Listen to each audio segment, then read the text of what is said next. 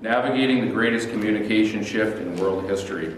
Acts chapter 17, verse 16. Now while Paul was waiting for them at Athens, his spirit was stirred in him when he saw the city wholly given to idolatry. So the Apostle Paul's spirit is grieved because he sees a city that is worshiping anything and everything but the one true God. What Paul saw in his day is no different than what we are seeing today in our day in our culture. People are worshiping idols. Idolatry is ultimately what it is, putting focus on anything and everything but God. Fame, beauty, sport, money, perversion, violence, pleasure. And Paul wanted to do something about it. Look at verse 17. Just as we want to do something about that, we want to change our world. Therefore, disputed he in the synagogue with the Jews and with the devout persons and in the market. How often? Daily. With them that met with him. So, ultimately, Paul, what he did, and you can look at this passage, but the thing that really broke through in this city in particular was he took a contemporary issue. Contemporary doesn't mean bad. Contemporary means pertaining to the time. It means relevant to today. He took a contemporary issue, which was idolatry, and he used it to give a clear gospel message. This is the key that I want you to take away from. This is the key statement. Paul used a contemporary issue to reveal a timeless truth. Yeah. He used a contemporary issue to reveal a timeless truth. Verse 22. Paul stood in the midst of Mars Hill and said, Ye men of Athens, I perceive that in all things ye are too superstitious. They had a god that they worshiped for every single day of the year. And then in case they missed a god and there was another god out there that they didn't have time to worship, they had a place of worship to the unknown God. And this is where Paul realized these people are worshiping, they're just worshiping the wrong thing. How can I get them to worship the right thing, the one true God? So he takes a contemporary issue to reveal a timeless truth. Verse 23, For as I passed by, I beheld your devotions, and I found an altar with this inscription, To the unknown God, whom therefore ye ignorantly worship. Him declare I unto you. There was one God that they hadn't met yet, the one true God, God Almighty, Jehovah. So Paul did not compromise his message. He preached the true gospel. He said, I'm not ashamed of the gospel. It's the power of God to salvation. So he wasn't going to compromise his message, but he was willing to alter his method. He didn't compromise his message, but he was willing to alter his method. What was the result? Verse 32, When they heard of the resurrection of the dead, some mocked. That is going to be all the way through all ages, from Paul's time to today. When some hear the gospel, they hear the death, burial, and resurrection of Christ, they're going to laugh, they're going to scoff. Ultimately, don't be discouraged when someone rejects the gospel. We ought to be obviously grieved for their soul, but they're not rejecting you. They're rejecting Christ. Yeah. All right, so our job, our call is not to make the gospel acceptable. It's our job to make it available. Yeah. And so when you share the gospel, you have done your part. The Holy Spirit will do his work in his time. Don't be discouraged when we don't see the results of evangelism. Evangelism is not the results of evangelism. Evangelism is simply sharing the gospel. Some mocked. Others said, we will hear thee again on this matter. We'll deal with it later, but he raised some interesting points. So Paul departed from among them, but don't miss this. Howbeit certain men clave unto him and believed. So Paul took a contemporary issue to reveal a timeless truth. Talking about today now. We have experienced a massive culture shift, not just with technology and media, which has affected obviously our communication, but compounding that in America and in our world has expedited a culture shift, not just a communication shift with COVID-19. I'll give you an illustration. In my grandparents' day and age, 50, 60 years ago, it wasn't odd if you were whipping up a batch of cookies and you were short an egg, you just walked over to your neighbor's house, walked in the door, grabbed an extra egg from their refrigerator, and they're like, oh, hey, I just need an egg, and you grab it, and then, right? Yeah. If someone did that to your house today, you'd whip out a Glock and be like, why are you in my house, right? Then, so it went from that where it was just commonplace to just, hey, come one, come all, the neighborhood's the neighborhood. I moved into a small little neighborhood in Rogers City, and everyone else, we were the youngest people on our block by like 100 years. And My wife and I were only like married for like a year or so. We're sitting on the couch one evening and we just hear, hello. There's a lady in our house. Oh, I always come in here and say hi to the neighbors. Like, well, maybe now, like, knock at least, like, you know, but it's just what she did. It was a culture shift. So then it went to where it was polite to stop in, you know, like in maybe my parents' day and age, where, you know, you knock and, oh, hey, I just thought I'd pop in and see how it's going and have a cup of coffee. And now it's gotten to the point where it's rude if you just call somebody without texting ahead of time and say, hey, now it's good time for a call. That is how much it's gone from walking in and helping yourself with something in the fridge to, dude, like, don't call me unless you text me ahead of time. Huge culture shift. So, this culture of isolation and social media only for communication has made it nearly impossible to effectively share the gospel in a confrontational way. Why? Because most people are uncomfortable with face-to-face contact. It doesn't mean that confrontationally soul winning can't be done and shouldn't be done, but it's not the only way.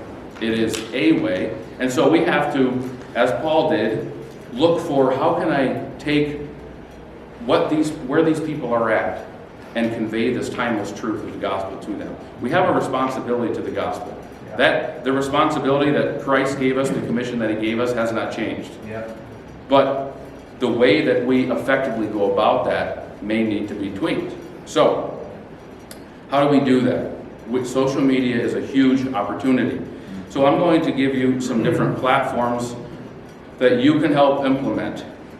And when I say these things, this is as a church, but also personally as well. I wrote this as a summary, but I'll give this to you now.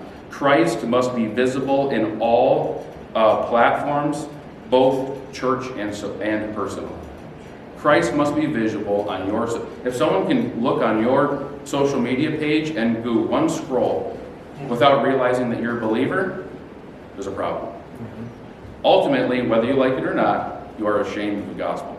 There should be a way in your bio with what your picture is on whatever it is, on whether it's the Gram or Facebook or your YouTube channel. There ought to be a way where someone can tell this person is different.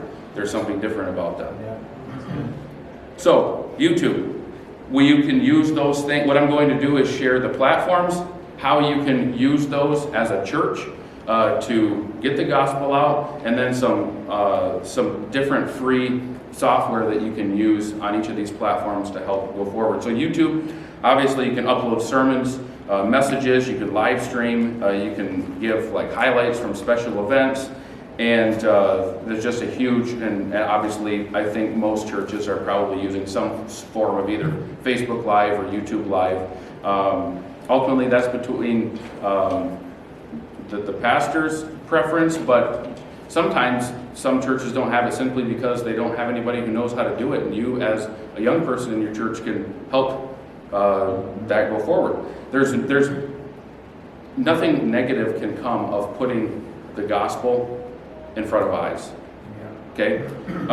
You can hit film if you're someone who does some YouTube different things or needs some video editing software. HitFilm is a high quality video editing software that has a free version, as well as Opus Clip. If you do have some long-term or long-form content, your messages, your music, Opus Clip is something that it has a free version. You also can pay like $9 a month. You take long-form content and you can put it in Opus Clip, and it AI generates the shorts for like Facebook and YouTube Shorts. Used to do for TikTok until it got banned, but it adds the text right on it as well. So I can take a message, I can put it in Opus Clip, in about 5 minutes it will email me 20 downloadable options that I can do for 30-second clips from my message that has, it makes sense because it's AI generated. I can immediately upload that to my Facebook page, and as people are scrolling through YouTube Shorts aimlessly, boom, there's Pastor Drew giving a 3-point outline on the gospel with text. It's pretty effective and it's free. For Facebook, a business page for your church, you can do all of your events. We're part of the Chamber of Commerce in Rogers City. It costs us $100 a year. And anytime that we share any event, from VBS to a fundraiser to a ladies this, a men's that, they share that to the Chamber of Commerce, and anyone in Rogers City that follows any event type page, they're going to see that right in front of them. Also, Facebook is so cheap for doing ads. For like $5 a day, you can put your event in front of like thousands of people. Super cheap for advertising.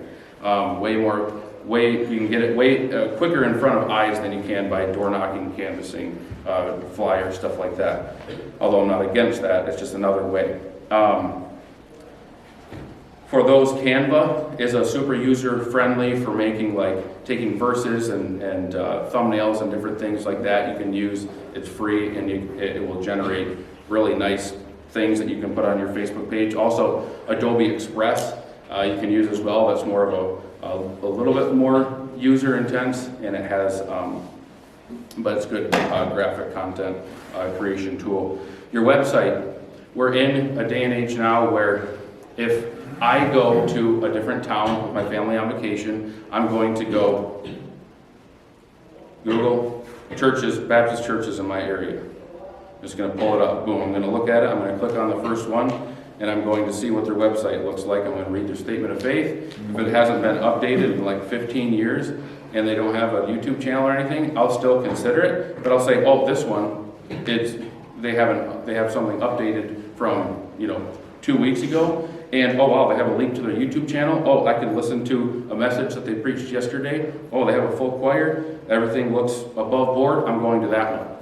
Both of those churches may be doing exactly what God has for them and maybe in the center of God's will, but unfortunately the way our culture is, this is just a personal example, we had, I think, close to 70 first-time visitors come in our doors this year from Rogers City, and 60 to 70% of them said, I asked them, how did you find out about us? They said either Facebook or YouTube, and I said, well, what did you, they're like, oh, we've listened to you preach before, and we wanted to come hear it in person, or we saw your choir, we saw your kids ministry, and we just had to come see it. Should that be the reason why someone comes in the door? No. Is it the reason someone comes in the door? Yes. We miss this.